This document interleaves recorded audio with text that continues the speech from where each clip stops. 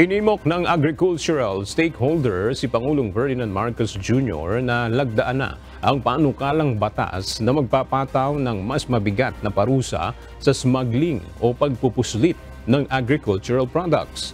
Pirma na lang ng Pangulo ang kailangan upang ganap na maisabatas ang Anti-Agricultural Economic Sabotage Act na niratipikahan na ng dalawang kapulungan ng Kongreso nitong nakaraang linggo.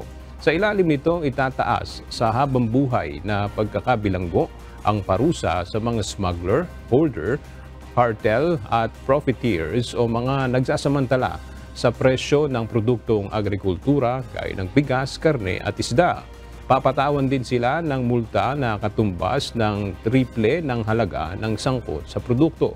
Ayon sa pangunahing sponsor ng panukalang batas sa Kongreso na si AGA Party List Nick Briones, magkakaroon din ng National Council sa ilalim ng opisina ng Pangulo upang manghuli ng mga sangkot sa smuggling, hoarding at profiteering.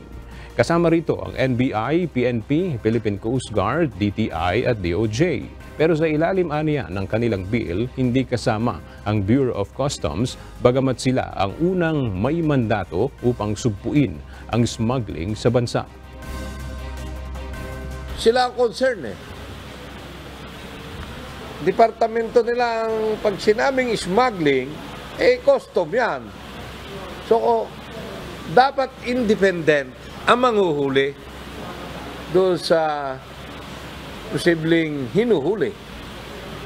O paano mo huhulihin yung mismong manghuhuli at hinuhuli, pwedeng iisa.